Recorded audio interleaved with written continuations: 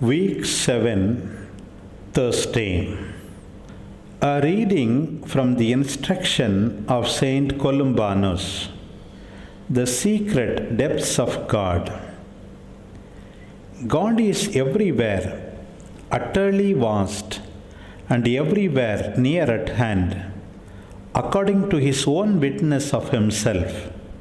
I am, he says, a God at hand, and not a God afar off. The God we are seeking is not one who dwells far away from us. We have him within us if we are worthy. For he resides in us like soul in body. If only we are sound members of him, if we are not dead in sins, if we are uninfected by the taint of a corrupt will, then truly does he reside in us, who said, "And I will live in them and move among them." Yet if we are worthy that he should be in us, then in truth we are quickened by him as his living members. For in him, as the apostle says, we live and move and have our being. Who, I say, shall explore his highest summit to the measure of this unutterable and inconceivable being? Who shall examine the secret depths of God?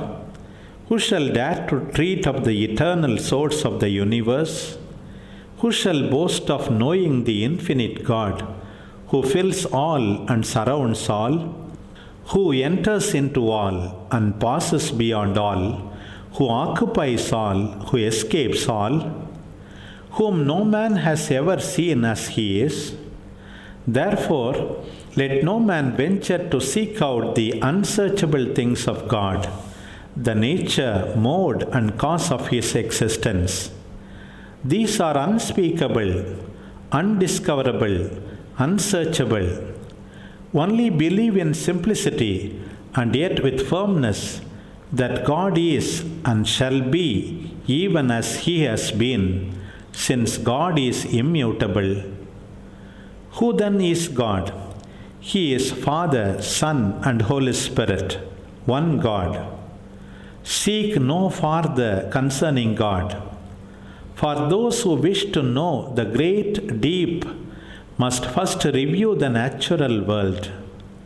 For knowledge of the Trinity is properly likened to the depths of the sea, according to that saying of the sage, "And the great deep, who shall fathom it?"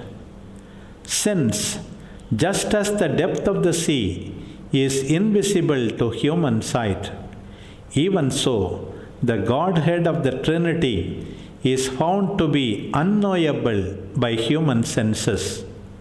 And thus, if, I say, a man wishes to know what he ought to believe, let him not think that he understands better by speech than by believing. Because when he seeks it, knowledge of the Godhead will recede farther than it was. Therefore, seek the supreme wisdom, not by verbal debate, but by the perfection of a good life, not with the tongue, but with the faith which issues from singleness of heart, not with that which is gathered from the guess of a learned irreligion. If then you seek the unutterable by discussion, he will fly farther from you than he was. If you seek by faith, wisdom shall stand in her accustomed station at the gate, and where she dwells, she shall at least in part be seen.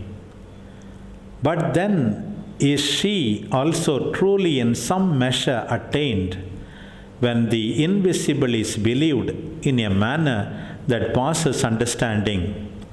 For God must be believed invisible as he is, though he be partly seen by the pure heart.